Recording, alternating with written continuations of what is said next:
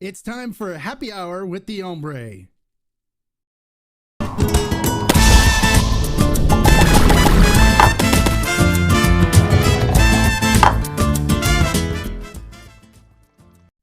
Hello, welcome to this episode of Happy Hour with the Hombre. I am so excited tonight because we have like the best guest ever.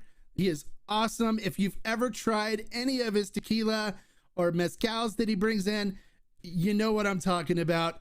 Tonight, I told you guys to bring something to sip on. I'm doing the Siembra 15th anniversary edition, and it is fantastic. I know you guys have seen it and have gone crazy over buying it, and it's just so hard to find, and we all love it, and it's great. So I'm glad I have some, and I'm glad I'm able to enjoy a glass while we talk to the man tonight. Also, hey, if you are drinking something from Siembra Azul or Siembra Valle or any of the mezcals he brings in, comment below and let us know. Comment here and tell us what you're sipping on tonight while we talk to him. And let's not waste any more time, though. Let's bring on the man, the myth, the legend. Please welcome David Suro. Hi, David. Welcome. Hello, how you doing, Mark? Thank you for inviting me to be part of this evening. Oh, no, thank you so much for spending the time to talk to us, to tell us about your brands and about yourself. We're so excited to hear more and to learn about all the fantastic things that you do and your fantastic tequila. I hear two conversations at the same time, Mark. I don't know what's going on. You hear an echo? I hear a big time echo. Well, let me see if I can. Is that better? Let me see. Let me hear. I think it's better now. Okay. All right. So to start off our interview, I'm still like 4 seconds behind. Oh, put headphones on. Do you have headphones in?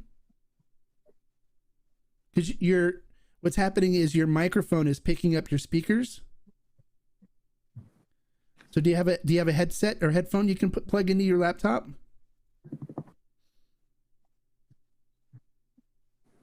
Let me see. Or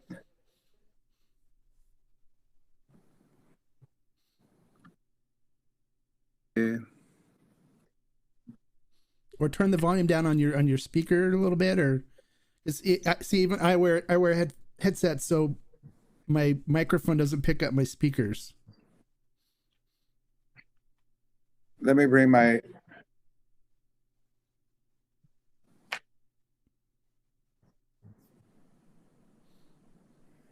Let me bring the other. All right. So while he's getting a headset, are you guys sipping any Siembra Azul products? Let us know. Comment in the comment section and let us know what you're sipping on. All right, he's got his earbuds in. There we go. No, I don't. ¿Son los míos? Yeah. Hi, JD. How you doing, bud? Welcome. Thanks for coming. We're just getting over some technical difficulties here real quick with David. All right. Let's see what happened now. Okay, can you hear me now? Can you hear me? Yeah, I can hear you fine. Do you hear me now? Is there all right, multiple conversations? Or I can hear you. Okay. But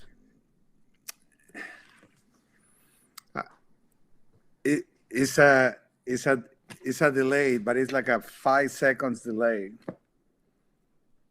Oh, but you still hear me, right? I hear you, but it's like a 5 seconds delay. All right. Well, is it something we can live with? It's gonna be a tough one. Can you try a different computer? Let me see. Let me try with my iPad. Let me see. Okay. Let me see if it's better with my iPad, because yeah, no, this is very. All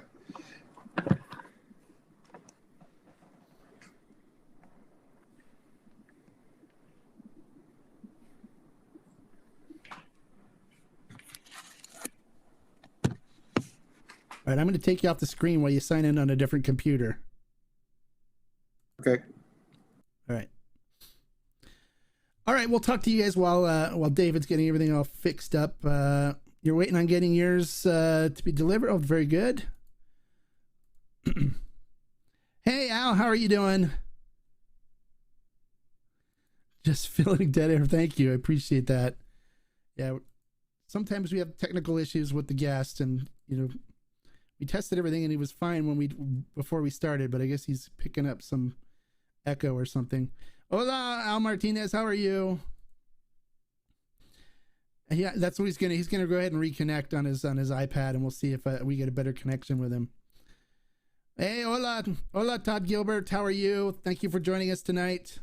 I'm so excited about David Suro, man. He is so awesome with all the stuff that he does on the tequila side, as well as his mezcal brands. He's Mazonte is one he imports. He also has Don Mateo, which is a very good mezcal brand that he imports, and he's got a line of like liqueurs that he imports as well.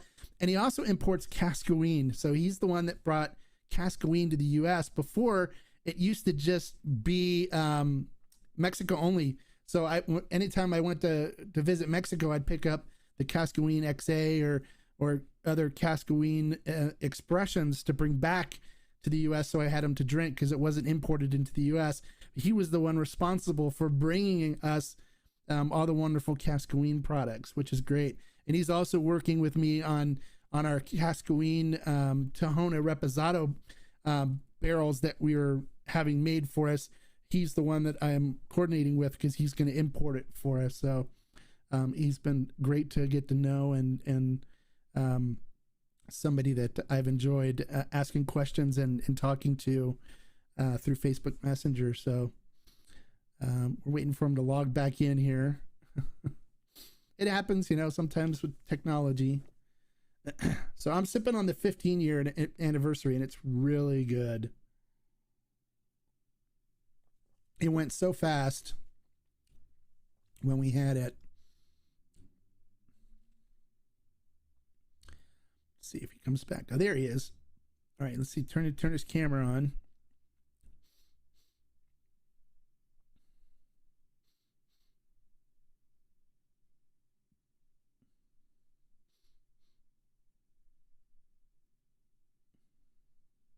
Oh, lost him.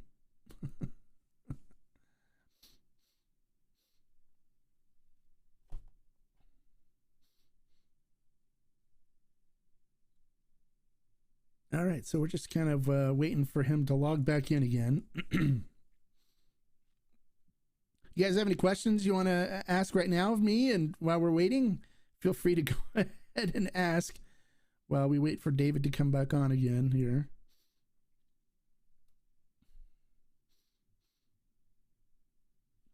We can kill some time asking answering some questions.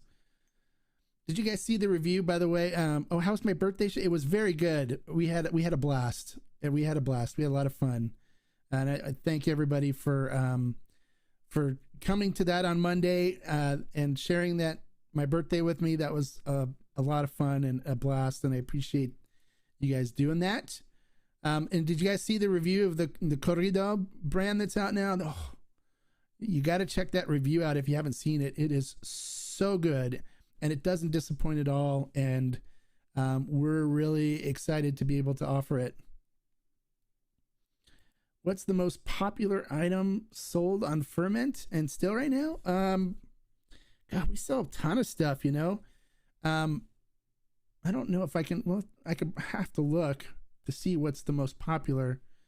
It was for a while. We were selling more of the Sangre Alteña than anything, but now it's changed a little bit. I think we're selling a lot of the Siembra Azul Tahona, a high proof, and the Cascaween Tahona are ones that we're selling a lot of. Matter of fact, we're waiting on stock on the Siembra Azul Tahona high proof to come in.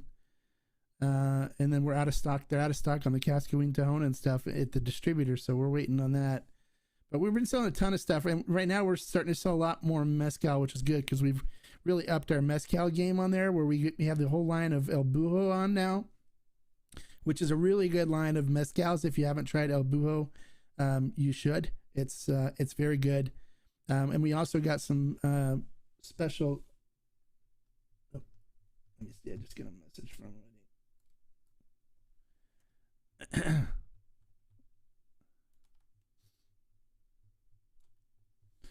Let's see if we can get him back on.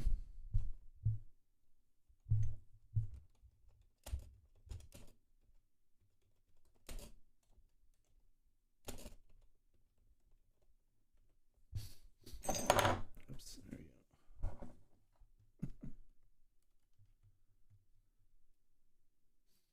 He just messaged me on Facebook, thumbs up, so hopefully he's coming back.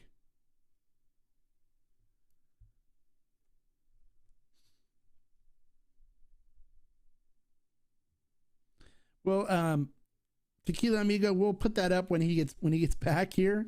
We're still waiting for him to log back in. He was having some technical difficulties with his laptop.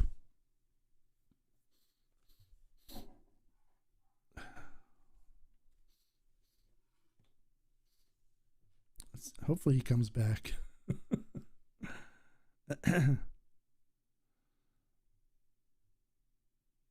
So, what do we do while we wait? You guys have questions? Have anything you want to ask me right now? We're filling time. Okay, here we go. Solo Traveler wants to know, what are my opinions on Arete Blanco? I tried the Reposado and I was frankly not a fan at all. It has this weird tangy flavor, but tons of people have said the Blanco is way better. Yeah, the Blanco's good. I find the with the Arete, the normal regular Arete has got a bite to it. And so if you're not really a fan of the bite and having a little bit of aggressive heat to it, then go with the Artisanal Suave line, because they eliminated a lot of the heat and the bite from it, and it's got for me, I believe, a lot better flavor profile. So I'm a fan of the Artisanal Suave line versus the regular inexpensive budget Arete line. But the Arete line is good. The regular line is good. It's just I find I enjoy the Artisanal Suave line a lot more. So that's one that I'd recommend. So I don't drink a lot of the Arete Blanco personally, because it's not something that I particularly like a lot. If I do have the Blanco, I do have the 101, the high proof, and I do enjoy that. But I also don't mind having a little bit of a bite to it, a little bit of aggressive bite to it. But I prefer the Artisanal Swap. Oh, here he is. All right. Hey, David, can you hear me okay now? I can hear you loud and clear. All right, great. I'm sorry about that. I don't know what happened. No problem. No worries. I just changed computers. I'm in my desktop, so. Well, we just sat and talked about how great your tequilas and your mezcals are while you were gone. So. Okay. All right. So so everybody knows real quickly how this works, I'm going to go ahead and interview David for the first part of the show. And then we're going to open it up for questions and answers from you guys. And if you have a question, please put a capital Q in front of your question, so I know it's a question. Otherwise, we're just going to treat it as a remark. And if you look below on the chat, you'll see a $sign. And if you click on that, you can do a super chat or a sticker, and those are contributions to help the channel. And when you do that, you get priority for your question or comments. And also it remains on the chat screen longer on YouTube, so more and more people can see your question and your comment. All right, with all that said, let's get on to talking to David. So David, tell me, I know one thing that I really want to know is, how did you get into tequila, and wanting to bring us all the fantastic tequilas and mezcals that you did. How did it all start for you? Yeah, well, it's a very interesting story that begins with a story related to migration. Um, I migrated to the United States back in 1985. And before I migrated, my job in Mexico was in the restaurant industry. I was a young kid working for a group of restaurateurs, Grupo Anderson, Carlos and Charlie's back in the 80s. That was like a very popular, very uh, fascinated chain of restaurants. And when I migrated to Philadelphia, we were uh, the plans was to move to Philly during pregnancy of my ex-wife. When we were expecting our first kid, and but the plan was to go back to Mexico. I was very happy in the group where I was working. But when I moved to Philadelphia, I realized that there was no Mexican food serving in Philadelphia. There was very little exposure of the Mexican culture in general in the Northeast, in Philadelphia. So we started to entertain the idea to open a Mexican restaurant in Philadelphia. And what we did, I decided to call the restaurant Tequila's Restaurant. I mean, being from Guadalajara, being always interested of the culture of tequila, I find that name that was very appropriate. And I have no idea that was the consequences of using that word in United States, back then in the 80s when tequila was associated with something, a very cheap spirit. Most of the people who drink that tequila back then, it was exposed to the really bad tequilas and the reputation was just horrible. So the people started to suggest to change the name of the restaurant. The restaurant has been white tablecloth restaurant since the beginning. Very emphasizing a lot on the authenticity of the food. And they say, the name tequilas don't match the quality of the restaurant. And I say, wait a minute. What do you mean the tequila word? It doesn't match, a restaurant that is trying to do the things in the best possible way. So instead of changing the name of the restaurant, I decided to help people to change the misconceptions and the image of the of tequila. And it's been a great journey. For the last 34 years, we've been we maintain the name. The restaurant is still called Tequila's Restaurant. And the one of the missions and the purpose of the restaurant is to help people to understand and to get closer to the real culture around agave spirits.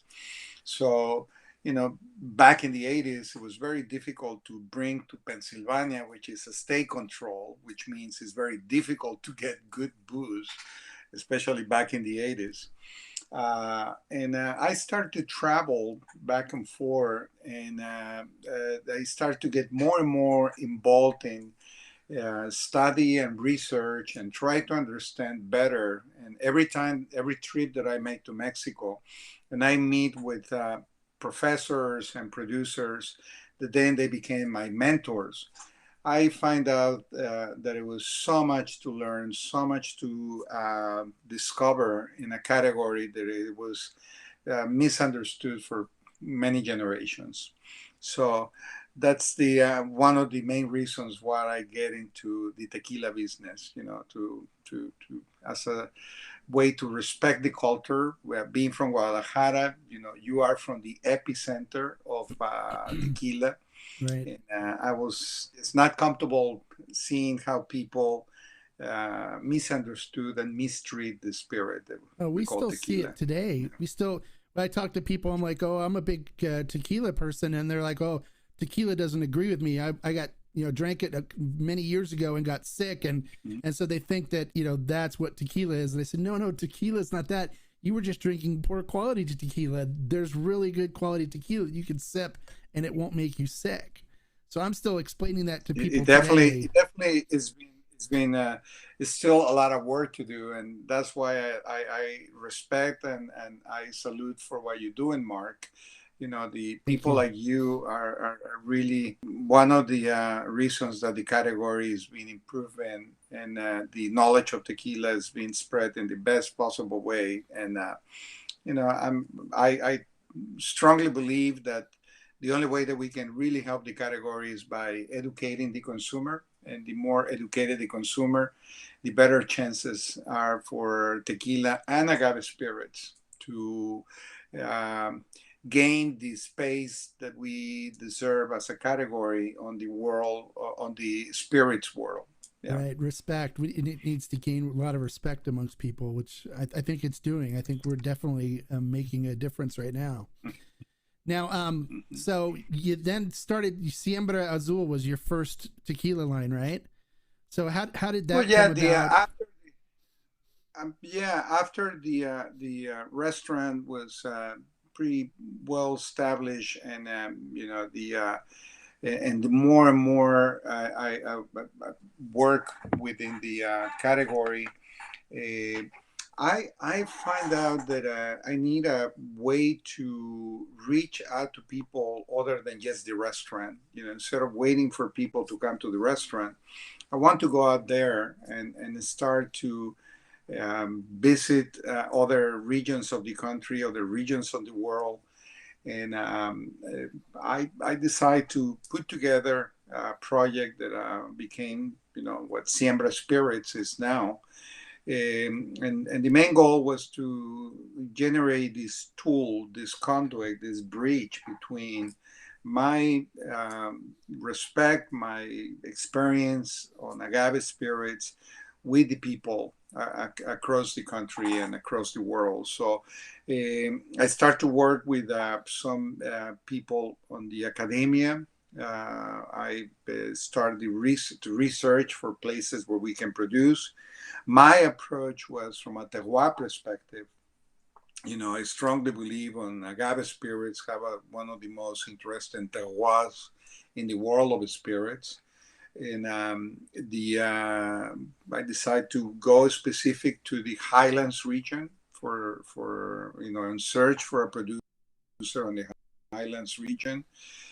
But I came across the to the Vivanco family, and we developed the you know, the infrastructure on the distillery. We bring our own distills. We came out with a very interesting proposition on how to produce tequila that highlight the characteristics of the raw material from that particular terroir within the denomination of origin. And then, you know, we went to the lowlands region, and I went, the first door that I knocked was the Cascawin distillery, the Rosales family, which was the first distillery that I visited when I was 17 years old, 16, 17 years old. And I asked Salvador Rosales if I can produce an expression of tequila that reflects the characteristics of the lowlands or valles region. And that's how we put together the highland expression with Siembra Azul and the lowlands or valles expression with the Siembra Valles. Yeah. And I also understand you were very instrumental in Cascawin putting their Tahona into the ground as well, right? Well, you know, they are an incredible family with a long pedigree of producers, and I made some suggestions, and but you know, they obviously they know exactly the benefits and you know, on the product, but also on today's market. You know, they understand that the market is developing for uh, tequilas that are celebrate not the efficiency or that industrial process can bring, but it's a niche of consumers. They celebrate the richness of flavors and aromas if you go back to traditional methods of production. So yeah. Yeah, and I want to thank you for importing Cascaween for us, because before it was, in order for me to get it, I had to go to Mexico and buy it in Mexico. So I've always made sure when I I was think it's still more interesting to go to Mexico and pick up a bottle of Cascawin than for me to bring it to you. You know, it's a lot more fun in going there than just go to the liquor store. You know? That's true, but to be But able to yeah, no, refill the bottle is always a I feel very, yeah, I feel extremely lucky and honored to be able to represent such a respected family of tequileros. It's a big responsibility, you know, and which I take it very serious. You know, we had the opportunity to expand our portfolio in tequilas. There's a lot of companies that they've been asking us to be the importers, but you know, you cannot just bring more and more and more products. I mean, you have to be very careful in who you are working with and represent it in the best possible way, you know. So to represent the Vivancos through Siembra Azul and to represent the Rosales family through Siembra Valles and Cascawin is a job that I take extremely serious, you know, well, because and I there want to is thank you personally too for helping us with the barrels that we're buying from Salvador, the special barrels of the Cascawin Tahona. yeah. It really means a lot that you're allowing this to happen for us. We're super excited about it. Mm-hmm. Yeah. All right, so tell us a little bit about your mezcal line. We know you have the Don Mateo line. How did you decide you want to jump into mezcals after starting out with the tequila side of things? Yeah. Well, you know, the Vino Mezcal de Tequila is culturally and historically speaking, it's a mezcal. You know, it's everything came from the mezcal culture. Uh, the tequila is, you know, the young kid of the family of mezcales is the sophisticated kid of the family of tequilas, but the mezcal is something that I have a great respect for too. the When I feel that I was ready to expand to the mezcal category, I noticed that we have some of the best mezcales they are producing Oaxaca, which, as you know, is the most prolific region of the denomination of origin of mezcal, where the mezcales are produced. Uh, I, you know, I don't want to be part of just bring mezcales from Oaxaca because I want to bring mezcales into my portfolio. But I remember in the early, like 2010, 2010, 11, we were working with against the one of the a set of regulations that were known as NOM 186. They were pretty much aimed to stop the proliferation of these amazing agave spirits. They were produced for hundreds of years all across Mexico and outside of the boundaries of the denomination of origin.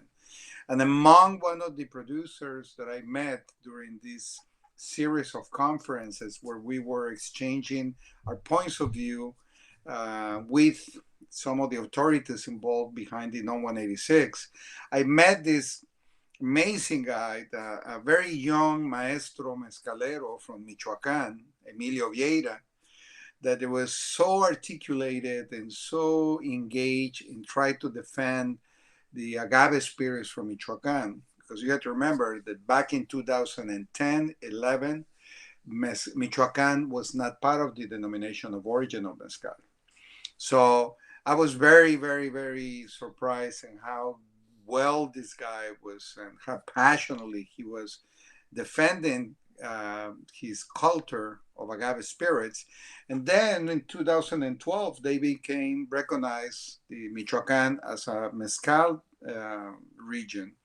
And a friend of mine, Pedro Jimenez, which is the curator of the Mesonte products, he called me and he said, Emilio Vieira is interesting for you. He wants to know if you're interested to bring to United States his mezcales. I say, Emilio Vieira, the maestro mezcalero from Michoacan. I say, of course, I will be honored to bring him. So that's how we started the relationship. And, when I met his family, his mother, his father, I became even more interested to represent a family of that caliber.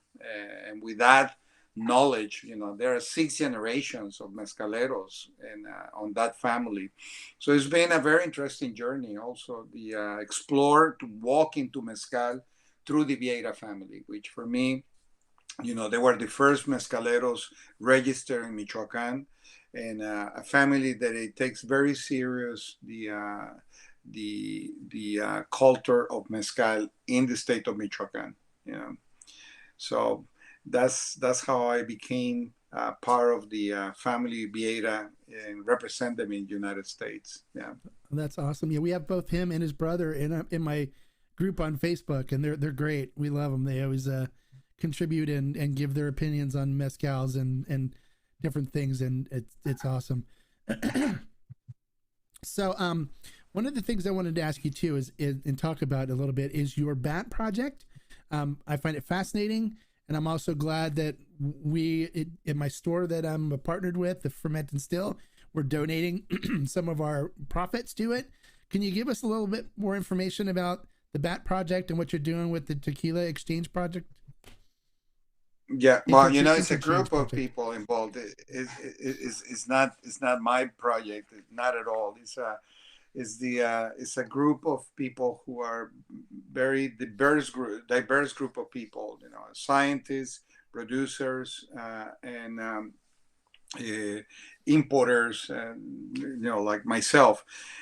This project it became a reality thanks to the collaboration of all these people. But I remember back in the 1990s, and studying the agave manners with some of the biologists um,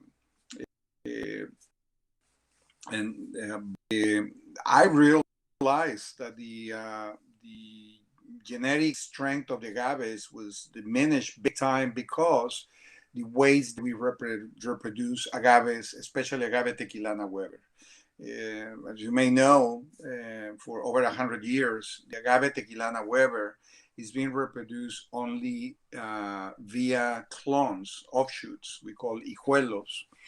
The sexual or reproduction is not utilized in the reproduction of agave tequilana Weber, because if we allow the agaves to reach full maturity and we're going to obtain seeds from the plants, we're pretty much going to sacrifice the sugar content of the piñas, because through all the life of the agaves, the plants are creating sugars, and they storage in the piña. And when the moment of reproduction became, which is the end of the life cycle of the plant, all that energy, all that sugar that is storage is used to develop the flower stalk that we call quiotes. And that stalk is going to take all that sugar to attract pollinators by creating nectar. So all those sugars, the industry preferred to use it in the production of tequila. And, so for over 100 years, as soon as the agaves start to develop the flower stalk, we castrate the plants. We not allow the flower stalk to develop, and therefore we taken away the food from the bats. That is, it creates a tremendous ecological impact on the corridors They are being used for agave growing for millions of years. The bats, they've been migrating through these corridors for you know thousands, millions of years, and in the last 100 years, we pretty much wiped out all the food that is supposed to be there for them. So, besides that, we damage these ecosystems and we interrupt and disturb the corridors.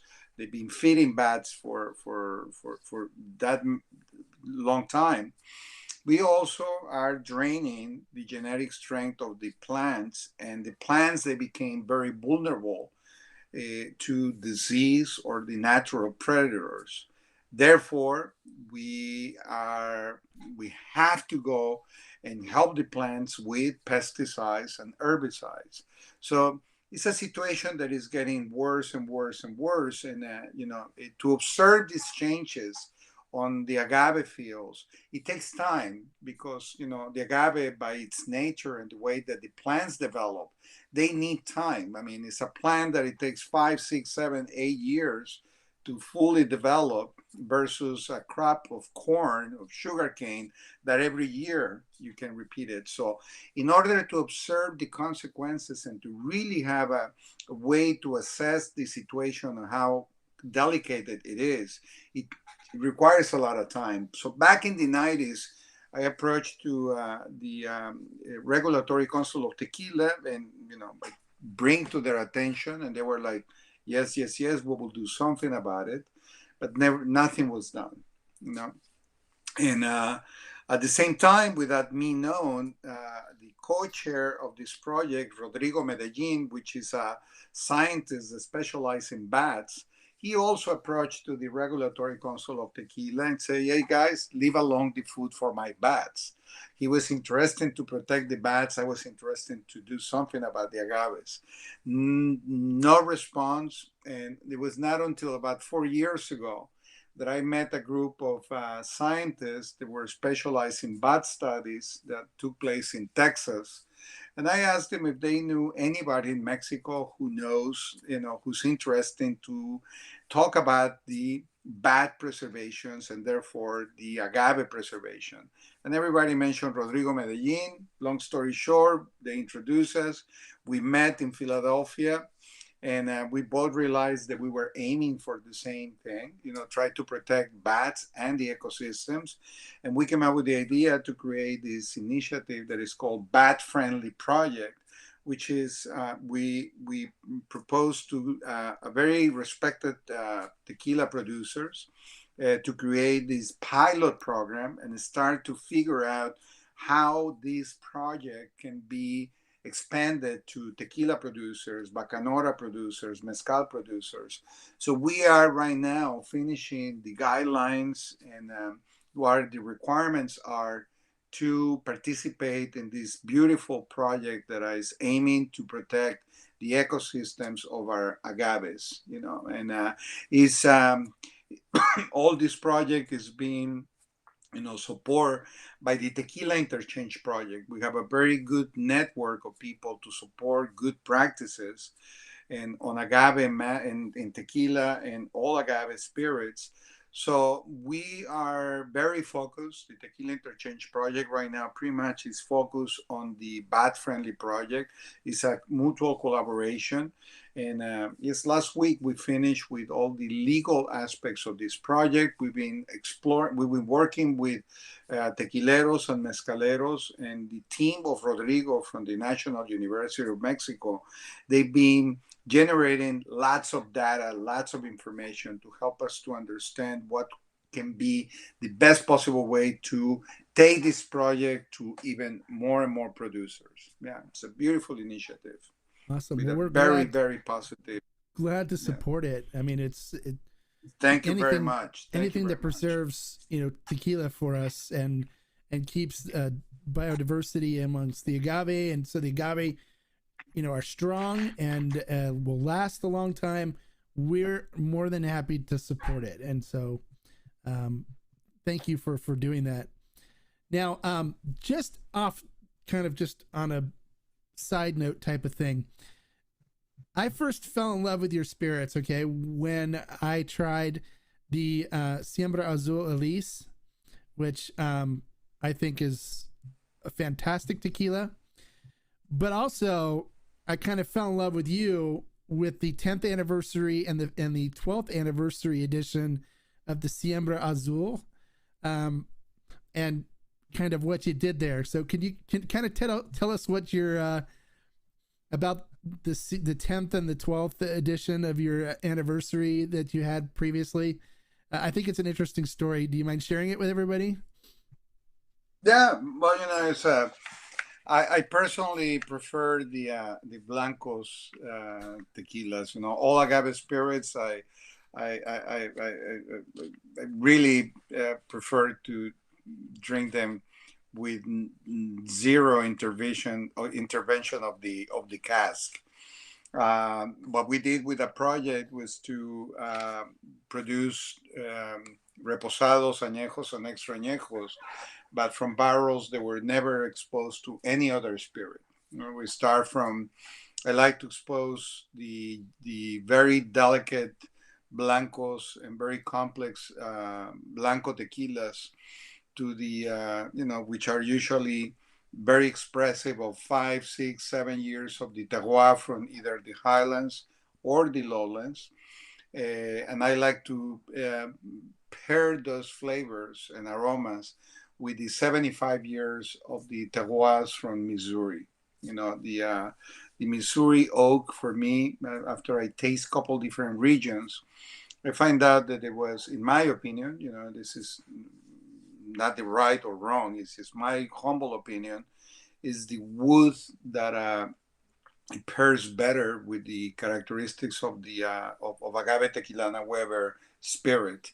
So I just, the only thing that I really very picky about it is the barrels have to be, never touch any other spirit. The 10-year and the 12-year, they were a blend of extrañejos, añejos, and reposados. Well, actually, the 10-year is añejo and extrañejo, but I call it was kind of like just like a play around with the regulations of tequila and see how ambiguous they are. I mean, you can always call your category, you can bring it down. You can have an extra añejo of 10 years and you can call it reposado if you want. There is no, you don't have to comply with anything when it comes to bringing it down.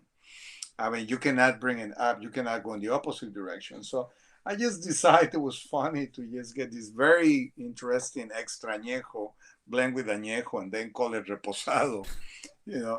And it's just, I'm very comfortable to put, I even put it on the label, we are all about transparency and traceability. So it's there. If we just talk about how ambiguous are regulations on tequila or how soft they can be.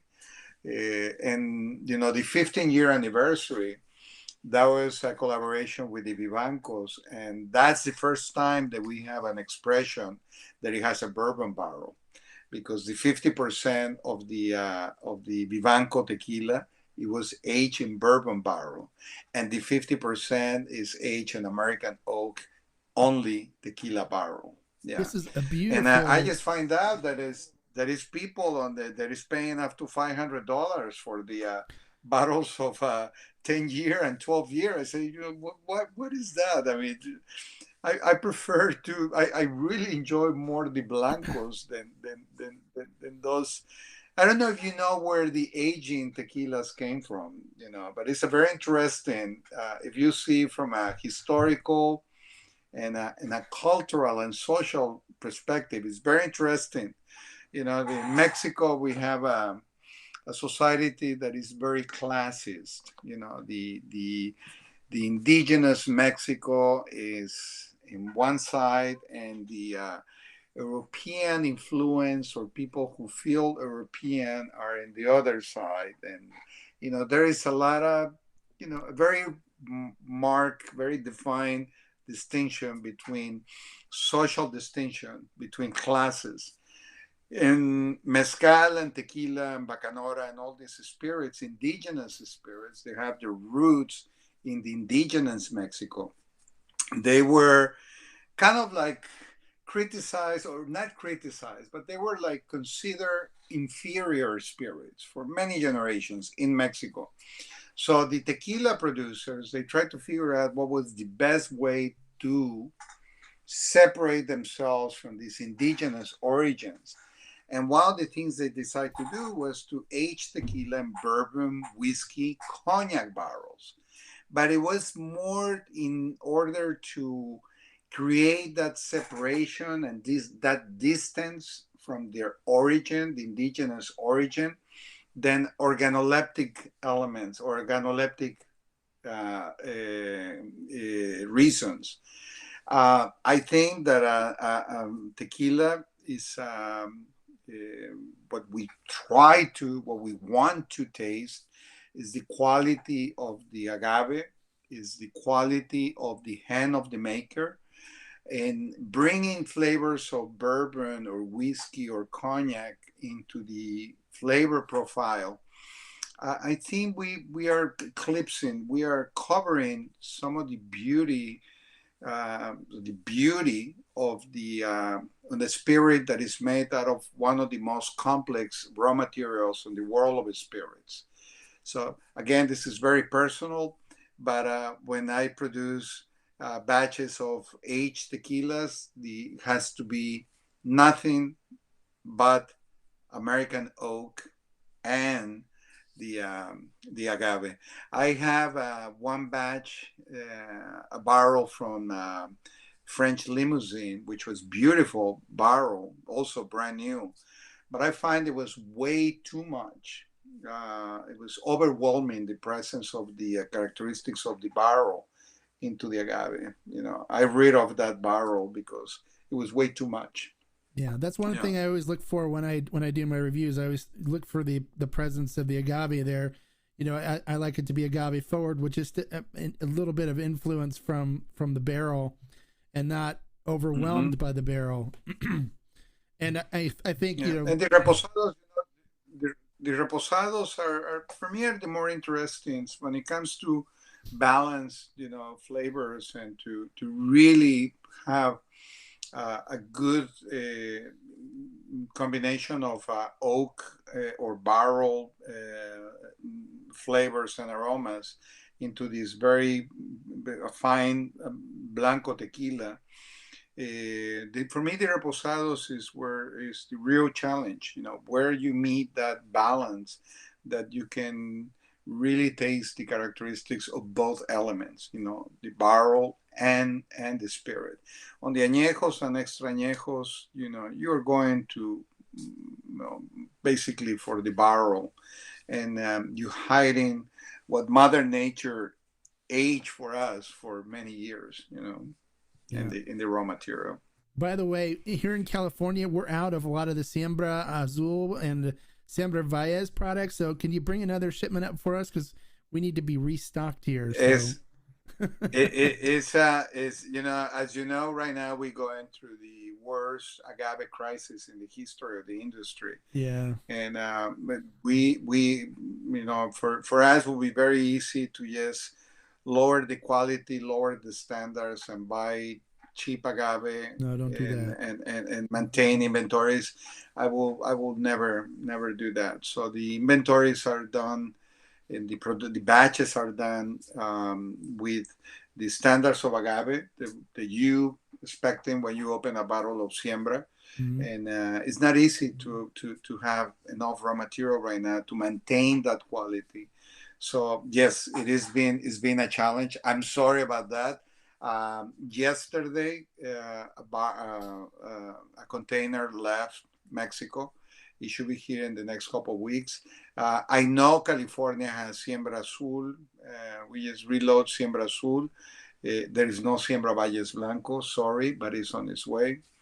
And we try to do our best, but I prefer to say and to apologize to you and the people that and that you work with, instead of say, that for you to say this is not the quality that I was expecting from Siembra Right. Spirits. We're willing to wait for it. Yeah. We know the quality that we're getting. We're willing to wait for it. It's just we get a lot of people that want the Siembra Valles Tahona that we're running low on here, and then as well as the Cascawin Tahona we're out of. We're out of the Siembra Azul Reposado here. We can't get that. We can't get the Blanco either. Actually, the Blanco, the Repo, and the Añejo, they're out of here. So we're running dry of Siembra Spirits, and we need some more. But we're willing to wait. And believe me, to wait. I know, and it's horrible and it's frustrated, but there is a reason that is out of my power. We understand.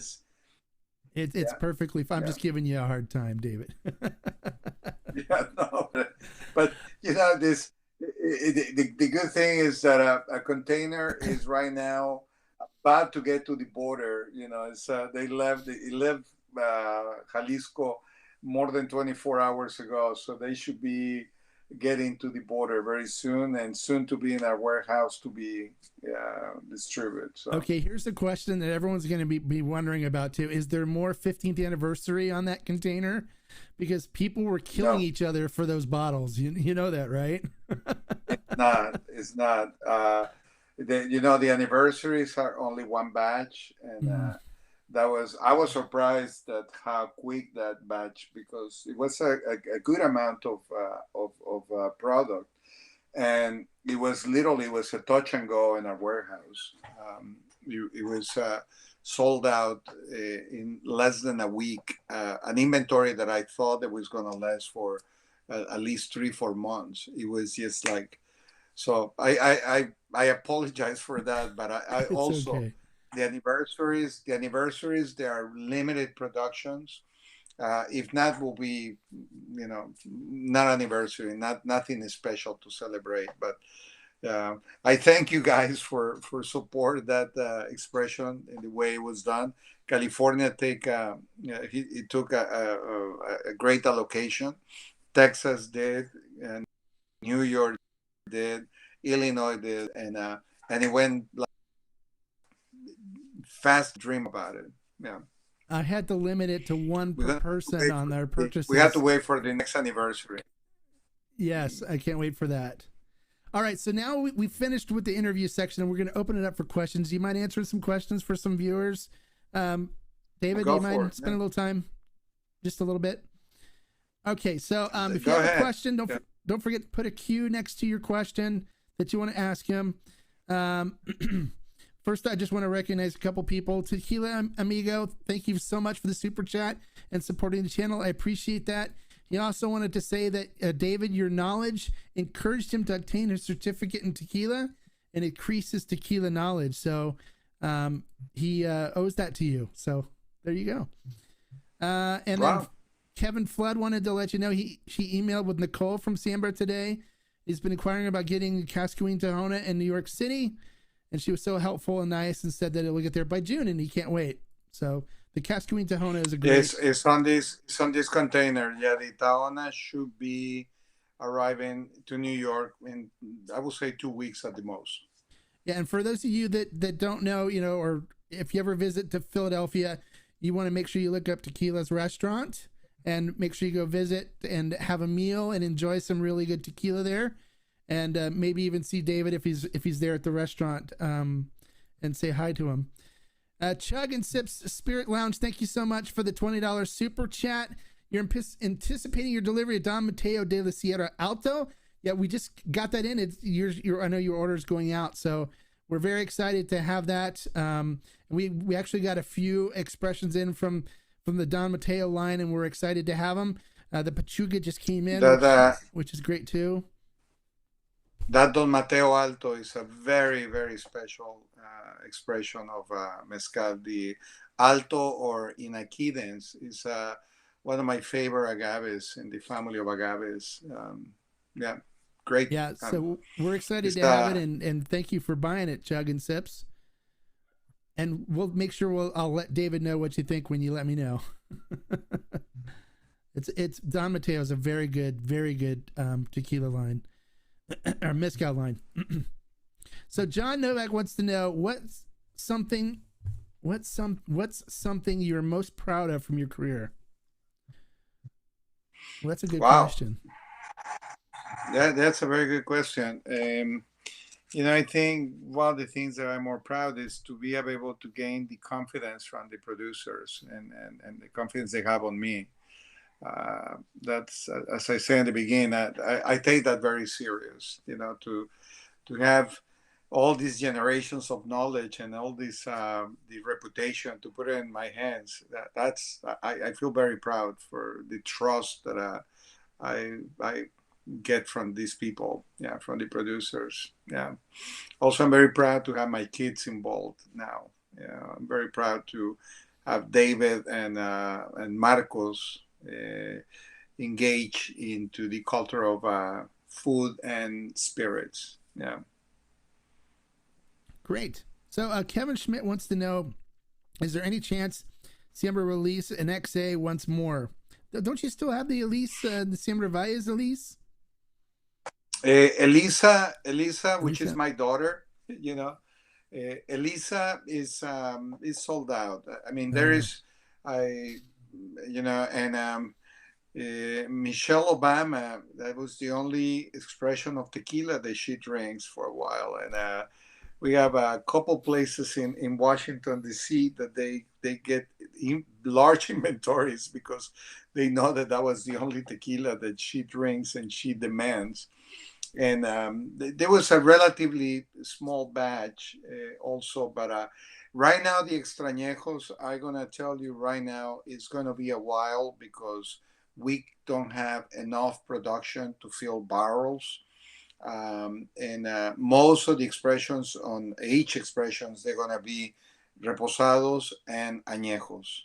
Extrañejos, I would say we're going to have to wait probably at least 3 years because it's nothing on the barrel right now that is going to be an extrañejo. Yeah, sorry. All right, well, we'll keep an eye on. You'll let me know when one does come out, right? So I can let everybody know. So Kevin Flood wants to know, what Blanco does David sip on nightly? So what's your everyday Blanco sipper? Yeah, well,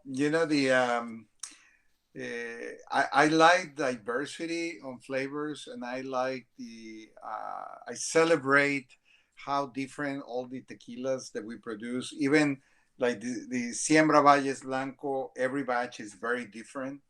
And the way it should be, because they came from different agaves, and it's very expressive. The process that we use is so basic that is very expressive on the flavors that we obtain.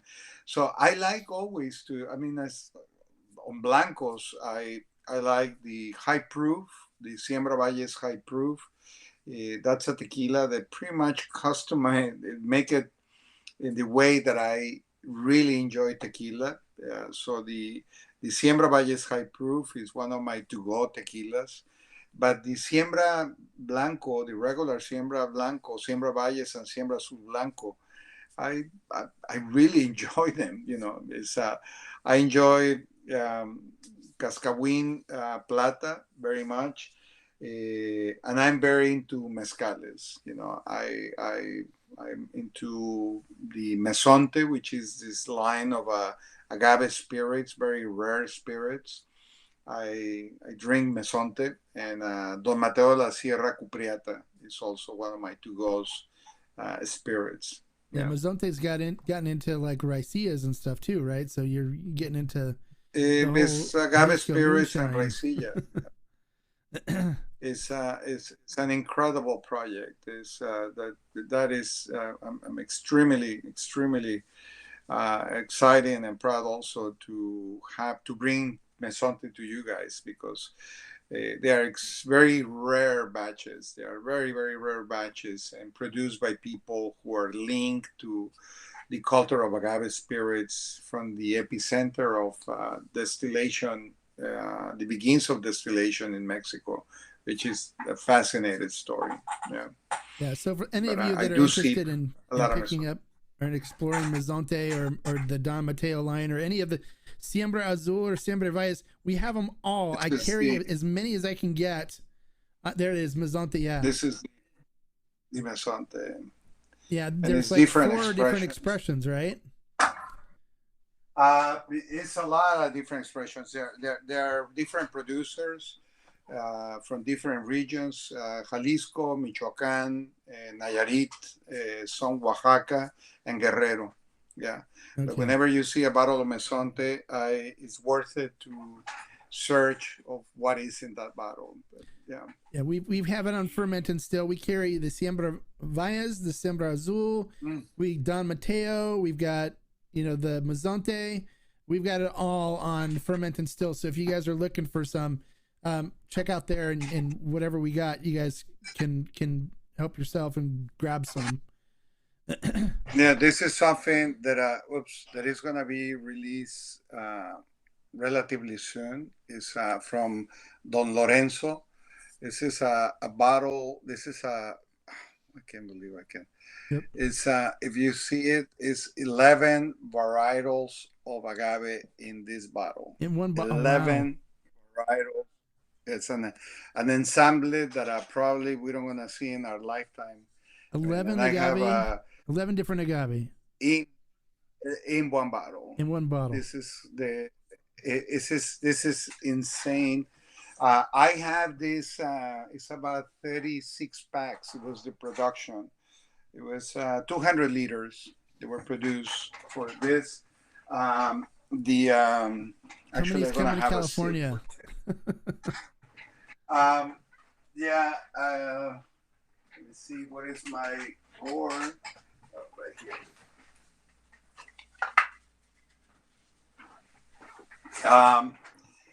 I have this batch for the last 2 years in my warehouse, and I still don't know if I want to release it. It's something so special that.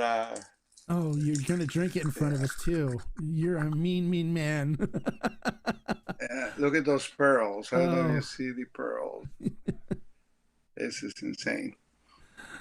Yeah, this is something that we don't come across that often. But just imagine 11 varietals of agaves in one bottle, in one ensemble. It's 2 years, and I still don't have the guts to release it. I mean, in my office, they're like, "You crazy? You have a fortune sitting on the warehouse." I say, this is a piece of art that, it will be very painful for me to sell this, but I want to go to the right hands, Well, I'll tell you we're preparing a release. If you want it to go into the right hands, I run a group that's called the Tequila Barrel and Agave Collective, okay? And we're all aficionados. And what we do is we look for exclusive batches, exclusive barrels and stuff. And then our members are all around the country, and they're aficionados. They're people that enjoy good agave spirits as well as good tequilas. And we ship all across the country. And so if you want to offer it to the collective, we'll take the whole batch. And we'll... That's the problem I have, that I know that when this is released, it's going to be gone. But it's just, and it's not just the 11 varietals. A lot of the varietals, a lot of the different agaves, they were capones. I don't know if you're familiar with that term. Oh, yeah. But there are capones. I don't think this is going to happen again in our lifetime, to have this diversity of agaves. Well, if you decide to release it, anyway, keep me in mind, okay? Because I could definitely take it and make sure it gets in the hands of the people that are going to appreciate it, and it'll get shipped all around the country. So I can take care of that for you. We have a great group of aficionados that would thoroughly enjoy that. All right. Shaman wants to know, are you still involved in the restaurant day to day, or has tequila production taken away some time from the restaurant? He's got his chef's coat on, so you can definitely tell he's still involved in the restaurant. I'm involved. I put my apron on every day, and At nighttime, I just can't wait to wake up next day to get my apron back on and go back to get people fat and drunk. Yeah. That's the way I like I to you be. know, I've been I've been in the industry for 38 years, and I still enjoyed every fraction of a second that I'm involved in the operation of the restaurant. And I'm in the service. I'm on the floor every day. I really enjoy being as part of a team of great people from the restaurant. My coworkers. I have coworkers that we've been working together for over 30 years. So it's a very solid family, and yes, it is something that I do every day, and I enjoy it. That's awesome. That's awesome. So Kevin wants to know. He would love to hear your thought process behind the Siembra Valles Ancestral. So what were you thinking when you came Yeah, up well, with a mezcal tequila? well, Basically, it's I was thinking for 25 years how I can convince a producer to do something as crazy as Ancestral. The main goal was to revisit the flavors and aromas of vino mezcal de tequila. I always been curious of how tequila tastes before the industrialization of tequila. How what our great great great grandparents used to sip in the cuernitos or in the gores in the Jalisco region. So it was not until the Rosales family came to the picture, and when I proposed them to produce a tequila with the characteristics of Siembra Valles Ancestral, they were like, "Sure, David, we will do it, but how are we gonna do it? There is nobody. There is not even the great great grandparents of the people in the area.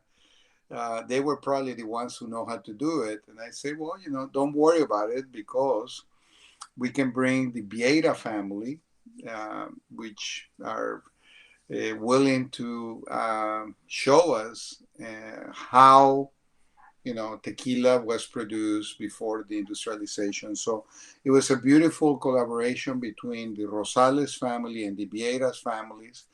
And we pretty much built back the traditional and ancestral methods of production.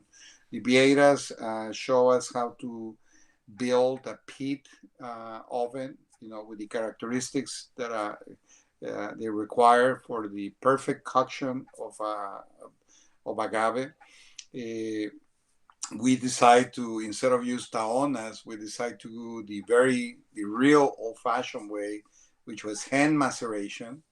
And we use the stills, the Filipino distills, which are made out of oak. Out of wood. So we have a cooking, extraction, and distillation done in the way they used to be done 300 years, 200 years ago. So that is a very, very, very special expression of vino mezcal de tequila. That when you sip that product, you're really going back on time and tasting the original flavors of vino mezcal de tequila. Yeah. yeah, it's really it's really amazing product. We I enjoy it thoroughly, and we've sold a ton of it. So everybody that buys it always comes back for more, which is great. That's what we like to see. But if you Yeah, haven't, when you taste that expression, a lot of people, they don't want to go back to tequila as conventional tequilas. They're used that as a gateway to a mezcal, because it has some flavors that they are, reflecting the process and the roasting, the pittiness of the process of roasting the agaves, and distilled in wood. It make it very, very, very easy, very approachable tequila, even if it's a high proof. The batches of Ancestral usually are from 49 to 52% alcohol.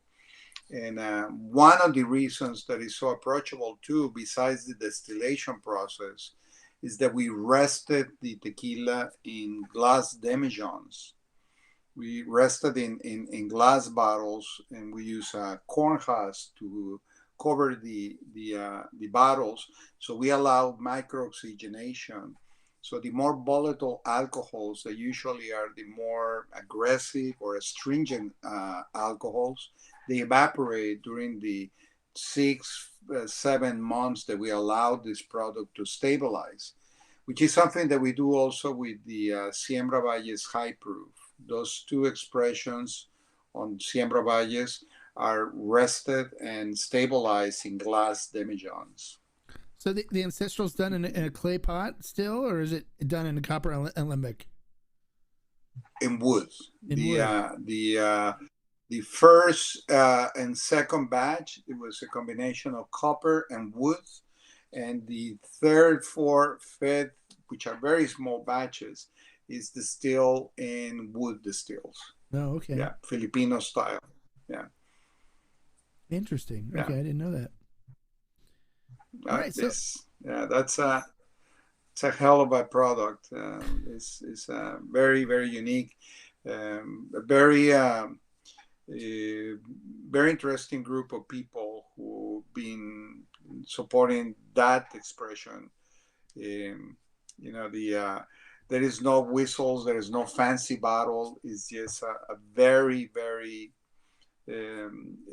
honest expression of vino mezcal de tequila. Yeah, it goes right back to the roots of tequila, to what tequila used to be before it got so industrialized, which is fantastic. And then I have people that tell me, well, I think it's too much like a mezcal, and it's like, well, you have to understand, tequila is a mezcal. Tequila is a mezcal. It came from being mezcal. It's just gave it a separate name because of where it was made and to separate it with the DO and stuff. But it is a mezcal, and so people still don't understand that. So I try to explain it to them best I can. All right, well, David, that's all we're gonna keep you. I know it's like 10-12 there, and I appreciate you taking the time. I'm a restaurateur, so this is for me. This is a perfect time. So I appreciate you guys. You invite me, Mark, and again, thank you for what you do. It's very people like you engage and continue to generate awareness and respect for the category of tequila and agave spirits. And I really mean that I appreciate the work that you do. Thank you. Is great. And I appreciate it. It really means a lot to me that you appreciate what I do, and I appreciate what you do. And I'm the kind of person that when quality producers there, I'll jump to the top of a roof and sing their praises to everybody to let everybody know that this is the stuff you need to buy. These are the people you need to support because they're doing it right and they care about the quality, the culture, the tradition, the history, everything of the product. And they're not just cranking product out to get as much out as possible, to make as much money as possible. So I appreciate everything that you do. That's why we carry all of your products on my site, which we put together with a partner of Agave Lovers, where we wanted it to where anybody that came to the store that we have can buy anything on there, and they know they're getting a quality producer that cares about the culture, the history, the everything that's involved in what a good tequila should be like, a good quality production process. And they don't have to worry about ever buying anything with additives or use the diffuser uses or anything like that. And so we're super honored to have all of your products on our site, and we will keep them there for as long as you keep. Thank you for the support, and looking forward the next time that we chat. I can't wait to start traveling again. When I'm in California, let's try to get together and. Oh, that would be awesome! I'm going to be in Jalisco in August, so if you're there in August, let me know. And we've got I'm going most likely August. I'm gonna be I'm gonna be there in a couple of weeks. We are producing another batch of Siembra Valles, and I'm gonna be there in June, and probably by August. Yeah, so let's keep in touch. Oh, absolutely. And I if want to go visit my barrels at Cascaween too and see how they're doing there with Salvador, because okay. we're super. Everyone keeps asking And me. if anybody has questions, mhm. If anybody has questions, that can be reached, and my team also, they're very helpful if you're trying to figure out where inventory is and where products are allocated. Somebody contact Nicole. Nicole is very good in maintaining the track of where the limited inventories are. So, yeah. Well, so Chug wants to know, he's on Fermented Store right now. He's ordering a bottle. He wants to know what you would recommend that he orders. I think that the Siembra Azul Tahona is fantastic. I'm going to be reviewing that here. Is the Siembra Valles Siembra Valles high Tahona. proof? Yeah. That is the Siembra Valles Tahona is really good. I have a. Yeah. This will be my recommendations. This is the oops. There you go. That's the Tahona. This is the really high good. proof. Yeah, the high proof Tahona. I'm going to be doing a review on that here within the next few days. And the other one is the you cannot go wrong if you really want to explore the ancestral, a unique tequila. This is the Siembra Valles Ancestral.